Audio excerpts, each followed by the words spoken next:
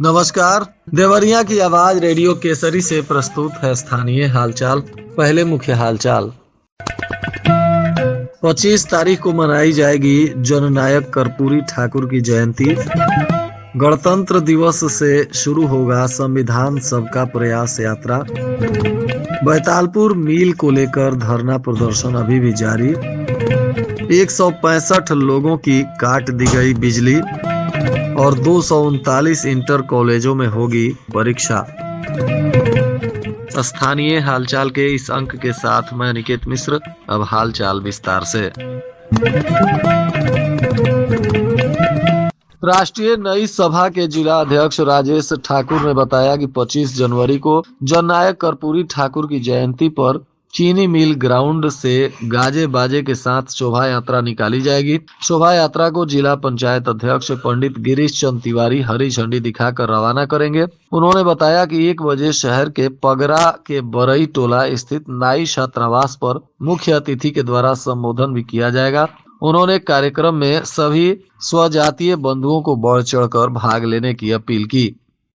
इधर पवित्र संविधान की मूल भावना को सदर लोकसभा क्षेत्र के जन जन में प्रसारित करने के लिए संविधान सबका प्रयास यात्रा की शुरुआत होगी। 26 जनवरी गणतंत्र दिवस के दिन इस यात्रा की शुरुआत बरपार गांव के बरगद वृक्ष से की जाएगी। बताया जा रहा है कि सदर सांसद शशांक मणि त्रिपाठी ने लोक निर्माण विभाग के डाक बंगले पर पत्रकारों से बातचीत करते हुए इस यात्रा के संदर्भ में जानकारी दी। उन्होंने कहा कि 5 विधानसभाओं के 75 गांवों से होते हुई यह यात्रा तमकुही राज में मां नारायणी नदी के किनारे पीपल के वृक्ष के पास समाप्त की जाएगी।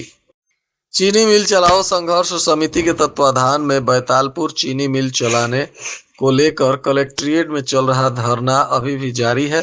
इसमें क्रांतिकारी किसान सभा के राष्ट्रीय अध्यक्ष विकास दुबे ने कहा कि देश में किसान सरकार की कॉरपोरेट और जन विरोधी नीतियों से किसान त्रस्त हैं, इसलिए वह आंदोलन जारी अभी रखेंगे।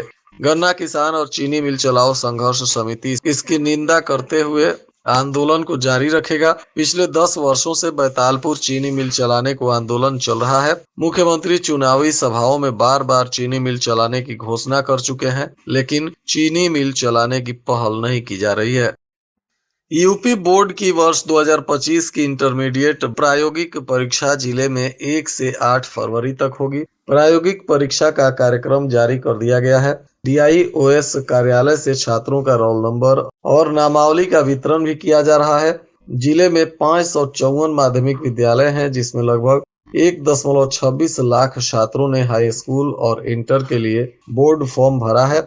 यूपी बोर्ड परीक्षा 22 फरवरी से शुरू हो रही है। इसके लिए जिले के 179 स्कूलों को परीक्षा केंद्र बनाया गया है और जिले के 554 स्कूलों में से 239 इंटर कॉलेज में भी जीव विज्ञान, भौतिक विज्ञान, रसायन विज्ञान, कृषि विज्ञान, रक्षा अध्ययन, गृह विज्ञान और भूगोल समेत अन्य विषयों की प्रयोगात्मक परीक्षा भी ली जाएगी। इधर शनिवार को देसही देवरिया में विद्युत उपकेंद्र के अधिकारियों ने विशेष अभियान चलाते हुए कई जगहों पर जांच पड़ताल किया, जिसमें 165 लोगों के बिजली को काटा गया। 3 लाख रुपए राजस्व की वसूली भी की गई। बताया जा रहा है कि जिनका बकाया अधिक है उनके विद्युत को काट दिया गया और चेतावनी दी गई कि जल्द से जल्द आप लोग बिजली का बिल जमा करें। इसी के तहत बहुत सारे लोगों ने अपना बिजली बिल जमा भी किया, जिसमें 3 लाख रुपए राजस्व की वसूली हुई। तो वहीं जिन लोगों ने बिजली का बिल नहीं जमा किया तो ऐसे 165 लोगों के बिजली को काट दिया गया। राज्य विद्युत परिषद जूनियर इंजीनियर संगठन के सदस्यों ने निजीकरण के विरोध में काला फीता बांधकर काम किया। शाम को अधीक्षक अभियंता कार्यालय पर मोबाइल की लाइट जलाकर प्रदर्शन करते हुए विरोध सभा किया गया। जनपद के अध्यक्ष राम परवेश यादव की अध्यक्षता में विरोध सभा का यह आयोजन हुआ। उन्होंने कहा कि निजीकरण किसी के लिए भी फायदेमंद नहीं है, इसे तत्काल रोकना चाहिए और हमारा संगठन निजीकरण का पुरजोर विरोध करता है। क्षेत्रीय अध्यक्ष अवधेश कुमार ने कहा कि प्रबंधन को निजीकरण हर हाल में रोकना चाहिए। जिला खाद्य विपणन अधिकारी सुलभ आनंद ने बताया कि इस वर्ष गेहूं के न्यूनतम समर्थन मूल्य में 150 रुपए प्रति क्विंटल की वृद्धि की गई है। गौरी बाजार में एक सड़क हादसा हो गया जहां मोटरसाइकिल दीवार से टकरा गई। इसमें 2 लोग घायल हो गए। घायलों को इलाज के लिए अस्पताल में भर्ती कराया गया है। बताया जा रहा है कि इस घटना में घायल बंसहिया निवासी अंकित पासवान, जो शनिवार को चचेरे भाई के साथ गौरी बाजार से लौट रहे थे, इसी दौरान यह हादसा हो गया। उनकी मोटरसाइकिल अनियंत्रित होकर दीवार से टकरा गई। इस घटना में अंकित पासवान उम्र 21 वर्ष, पुत्र रमेश पासवान, और निपुण पासवान उम्र 20 वर्ष, पुत्र जोखू पासवान घायल बताए जा रहे हैं। दोनों का इलाज सरकारी अस्पताल में चल रहा है। पुलिस इनके मामलों की जांच कर रही है। उत्तर प्रदेश के उप मुख्यमंत्री ब्रजेश पाठक 20 जनवरी को एक दिवसीय दौरे पर देवरिया आ रहे हैं। इस दौरान वह विभिन्न कार्यक्रमों में शामिल होंगे।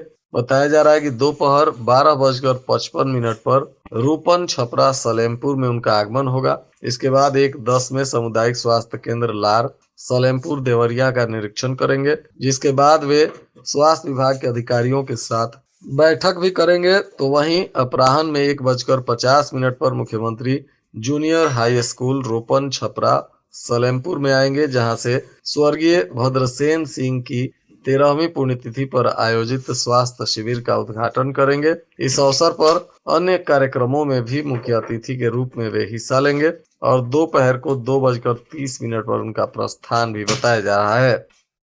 कुछ दिनों से मौसम में उतार चढ़ाव देखने को मिल रहा है।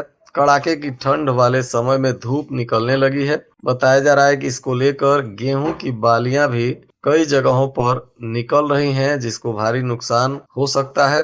20 डिग्री से कम तापमान तथा हाथ बन बनाने वाले मौसम में अब गेहूं की फसल में कल्ले अधिक निकलती हैं और गेहूं की बढ़वार तेज होती है, परंतु मध्य जनवरी के बाद भी मौसम का मिजाज जिस तरह से बदल रहा है, ऐसे में फसल पर भी इसका बुरा प्रभाव पड़ सकता है। और आज के मौसम का तापमान देवरिया में न्यूनतम 7 डिग्री सेल्सियस और अधिकतम 14 डिग्री सेल्सियस रहने की संभावना है। हालचाल के इस अंक को आप हमारे YouTube चैनल और Facebook पेज पर भी सुन सकते हैं। अंत में मुख्य हालचाल एक बार फिर। 25 तारीख को मनाई जाएगी जननायक कर्पूरी ठाकुर की जयंती। गणतंत्र दिवस से शुरू होगा संविधान सबका प्रयास यात्रा। बैतालपुर मिल को लेकर धरना प्रदर्शन अभी भी जारी। 165 लोगों की काट दी गई बिजली और 239 इंटर कॉलेजों में होगी परीक्षा। इसके साथ ही रेडियो केसरी से प्रसारित स्थानीय हालचाल का यह अंक समाप्त हुआ। नमस्कार।